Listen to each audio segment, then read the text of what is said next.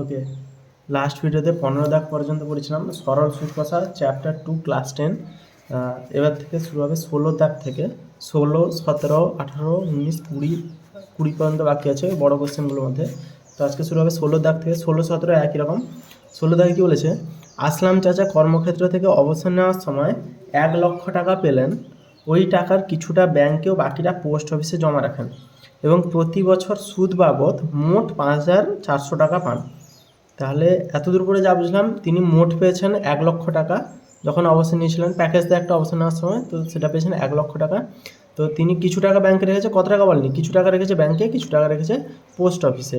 তো টোটাল দুজনের কাছ থেকে সুদ পাবে, ব্যাংকের কাছ থেকেও সুদ পাবে, পোস্ট অফিসের কাছ থেকেও সুদ পাবে। তো ব্যাংকে যা টাকা রেখেছে এবং পোস্ট অফিসে যা টাকা রেখেছে, মোট যে সুদটা পাচ্ছে দুজন থেকে টোটাল 5,400 টাকা, 5,400 টাকা শুধুমাত্র সুদ পাচ্ছেন। তো দুজনের সরল সুদের হারের পার্সেন্টেজ দিয়ে দিয়েছে, সরল সুদের হার দিয়ে দিয়েছেন। তবে তিনি কোথায় কত টাকা রেখেছিলেন? তো ধরে নিব ব্যাংকে X টাকা রেখেছিলেন। মনে করি তিনি, মানে আসলাম চাচা লিখতে হবে না, আসলাম চাচা ব্যাংকে X টাকা রেখেছিলেন। অর্থাৎ ব্যাংকের ক্ষেত্রে আসল যদি ধরা হয়, আসল সমান X টাকা, সুদের হার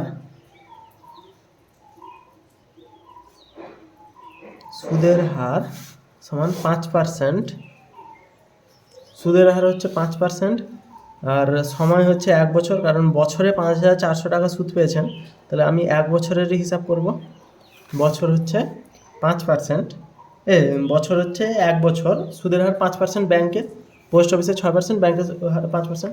তিনি বলছেন মোট 5,400 টাকা সুদ পান। তাহলে এই হিসাবে যদি আমি এক্সের হিসাবে সুদ বের করি, সুদ মানে আই সমান পি আর টি বাই 100, মানে পি আর মানে 5, টি মানে 1 বাই 100, 5 × 5, 5 × 2 = 10, মানে এক্স বাই 20 টাকা। সুদ হচ্ছে এত টাকা। আচ্ছা, এটা হচ্ছে সুদ। এটা হচ্ছে কোথায়? ব্যাংকের। পোস্ট অফিসের যদি হিসাব করি, অর্থাৎ ব্যাংকে রেখেছিলেন যদি X টাকা, তিনি মোট পেয়েছেন 1 লাখ টাকা। পোস্ট অফিসে রাখবে কতটা? বাকি টাকাটা পোস্ট অফিসে রাখবে। মোট 1 লাখ আছে, X টাকা ব্যাংকে রেখে দিল, বাকি টাকাটা তাহলে বিয়োগ করতে হবে। অতএব পোস্ট অফিসে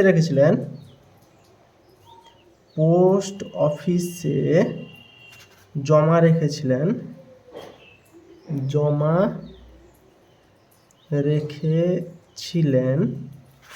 1 লক্ষ মাইনাস X টাকা। 1 লক্ষ মাইনাস X টাকা, এক্ষেত্রে আসল এইটা। আচ্ছা, এখানে সুদের হার লিখে দিচ্ছি। সুদের হার যেটা ব্যাংকে দিয়েছে, বইতে দিয়েছে 6%। সুদের হার দিয়েছে, এই যে 6% দিয়েছে। তাহলে এই ক্ষেত্রে সময় হয় 1 বছর, এখানে সময় হচ্ছে 1 বছর। অতএব এক্ষেত্রে পোস্ট অফিস থেকে 1 বছরের সুদ পাবেন কত?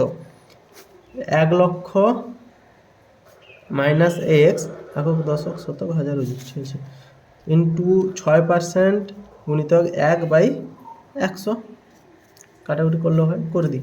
3 দুনে 6, 3 পঞ্চাশে 100, তাহলে 3 × 5 মাইনাস X/50, এত টাকা সুদ পেয়েছে।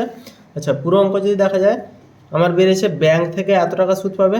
এটা ব্যাংক থেকে, যে ব্যাংকে এত টাকা রেখেছিলেন সেই হিসাবে ব্যাংক থেকে এত টাকা সুদ পাবে, পোস্ট অফিস থেকে এত টাকা সুদ পাবে 1 বছরের মধ্যে। তাহলে 1 বছরে ব্যাংক থেকে এত টাকা সুদ পেলো এবং পোস্ট অফিস থেকে এত টাকা সুদ পেলো।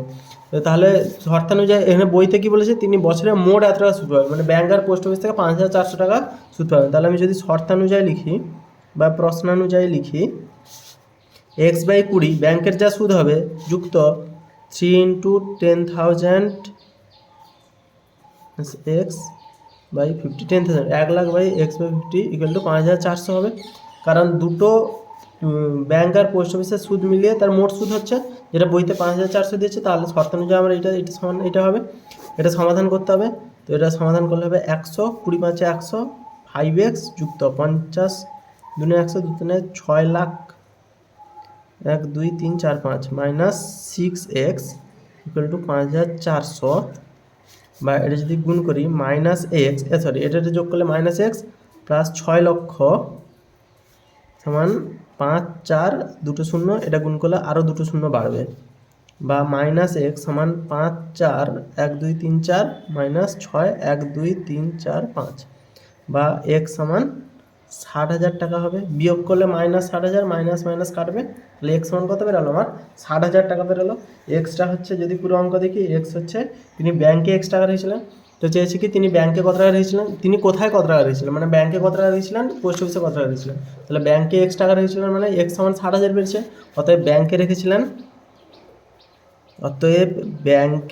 রেখেছিলেন, রেখেছিলেন 60,000 টাকা।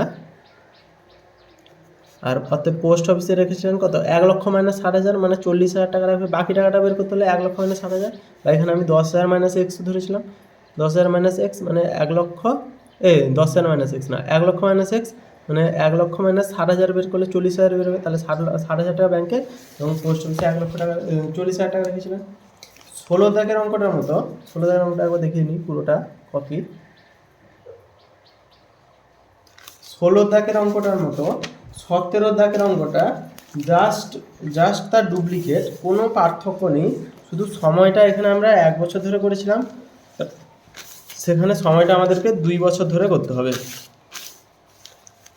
কারণ অঙ্কটা যদি পড়া হয়, পড়লে বোঝা যাবে পুরো একই রকম অঙ্ক।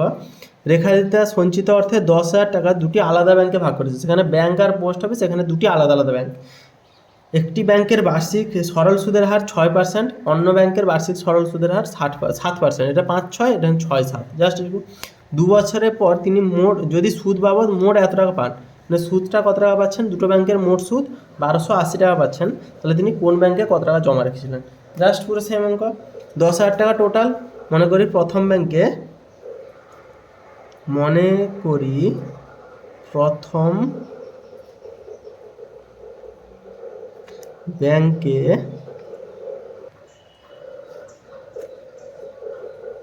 জমা করেছিলেন এক্স টাকা, প্রথম ব্যাংকে এক্স টাকা জমা করেছিলেন, অতএব প্রথম ব্যাংকের সরল সুদের হার হচ্ছে 6%, অর্থাৎ প্রথম ব্যাংকের ক্ষেত্রে আসল এক্স টাকা, সুদের হার 6%, সুদের হার সমান 6%, সময় এখানে ধরবো 2 বছর, তার কারণ হচ্ছে 2 বছর পর তিনি যদি সুদ বাবদ এত টাকা রাখেন, তাহলে সময় হচ্ছে 2 বছর। এখানে সুদ যদি বের করাই, সুদ সমান P into R into T by 100, 2 50 100, 2 3 6, 2 5 100, তাহলে 3x বাই 25 টাকা প্রথম ব্যাংকের ক্ষেত্রে। আচ্ছা, দ্বিতীয় ব্যাংকের ক্ষেত্রে কী হবে, সেটা শর্টে ঘটে করে দিই। দ্বিতীয় ব্যাংকের ক্ষেত্রে আসল কত হবে, টোটাল টাকা ছিল তার কাছে 10,000 টাকা, 10,000 টাকা ছিল টোটাল টাকা, দুটো ব্যাংকে রেখেছে, তার মধ্যে একটা ব্যাংকে তো এক্স টাকা রেখে দিয়েছে, তাহলে বাকি টাকাটা হবে দ্বিতীয় ব্যাংকে থাকবে, তাহলে এর থেকে এটা টোটালের থেকে 10,000 টাকা বিয়োগ করে দিব আসল। এখানে সুদের হার দিয়েছে 7%, সুদের হার সমান 7%। 2 বছর পরে সেম কেস করেছে, এদের সময় তো 2 বছর, সবার জন্য একই, সময় সমান 2 বছর। তাহলে এখানে সুদ কত হবে, 10,000 minus x into 7 into 2 by 150, তাহলে 7 ইন্টু 10,000 মাইনাস এক্স বাই 50 টাকা। তাহলে 2 বছরে প্রথম ব্যাংক থেকে সুদ পাচ্ছে এত, 2 বছর সময় ধরে হিসাব করেছি, দ্বিতীয় ব্যাংকে সুদ পাচ্ছে এত টাকা। তাহলে দুটো যদি যোগ করা হয় আগের অঙ্কের মতো শর্তানুযায়ী 2 বছরে প্রথম ব্যাংকের থেকে সুদ পাইলো, টাকা পেলো হাতে 25 টাকা, যুক্ত দ্বিতীয় ব্যাংকে সুদ পেয়েছে কত, এই টাকাটা, এই যে এইটা 7 ইন্টু এত যুক্ত এক্স বাই 50, এইটা টোটাল যদি যোগ করা হয় 1280 টাকা সুদ পেয়েছে, যেটা বলেছে 1280 টাকা সুদ পেয়েছে। ফোকাস অটোমেটিক হচ্ছে, 1280 টাকা সুদ পেয়েছে।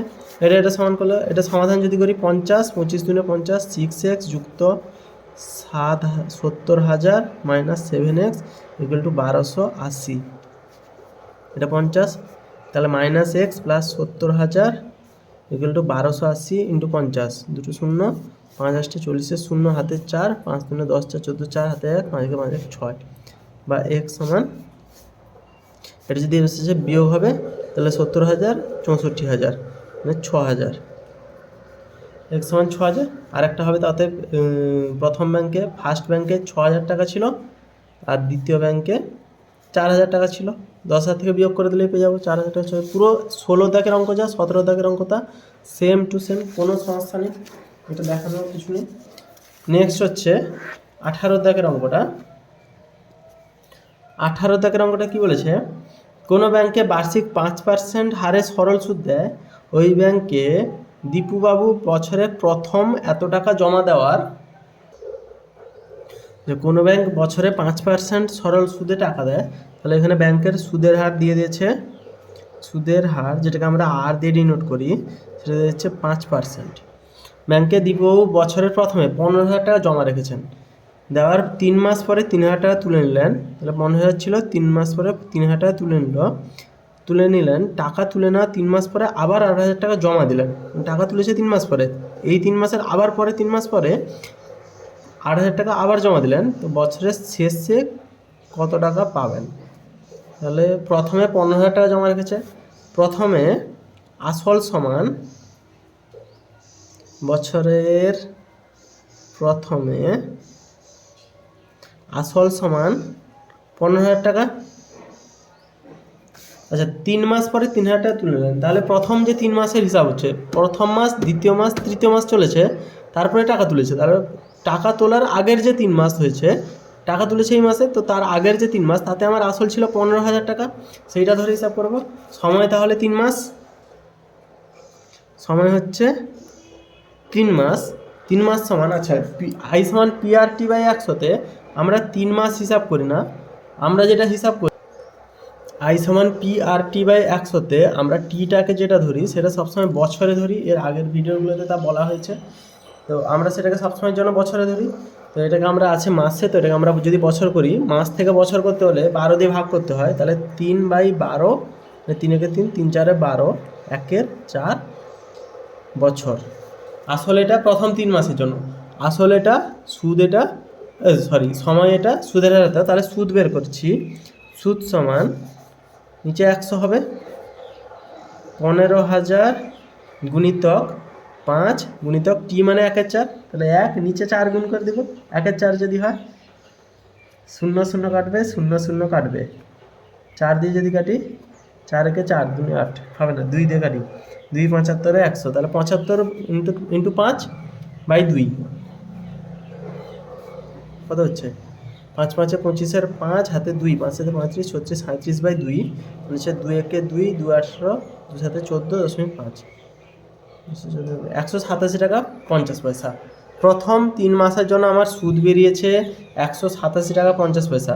প্রথমে জানুয়ারি মাসে, মনে করছি জানুয়ারি মাসে টাকা রেখেছেন 15,000 টাকা, কে দীপুবাবু জানুয়ারি মাসে রেখেছেন 15,000 টাকা, জানুয়ারি চললো, ফেব্রুয়ারি চললো, মার্চ চললো, মার্চে শেষ হচ্ছে, টাকা উঠিয়ে নিয়েছেন, সব টাকা উঠাননি, তিনি 3,000 টাকায় উঠেছেন। তো প্রথম 3 মাস জানুয়ারি, ফেব্রুয়ারি, মার্চ, এই 3টে মাস অবশ্যই 15,000 টাকার সুদই পাবেন। তো 15,000 টাকার সুদ 187 টাকা 50 পয়সা যদি 5% হিসাবে নেওয়া হয় প্রথম 3 মাসের জন্য। 3 মাস পরে কী করলেন, 3,000 টাকা উঠিয়ে নিলেন, তাহলে 3 মাস পরে তার এখন আসল কত হচ্ছে, 3 মাস পরে আসল হচ্ছে কত টাকা, আসল হচ্ছে 3,000 যদি উঠিয়ে নিয়েছে, তাহলে 15,000 ছিল, 3,000 উঠিয়ে নিয়েছেন, যেহেতু এটা সরল সুদের অঙ্ক, সুদ কাজে লাগছে না এখানে, 3,000 যদি উঠিয়ে নিয়েছেন তাহলে হচ্ছে কত হচ্ছে 12,000 টাকা।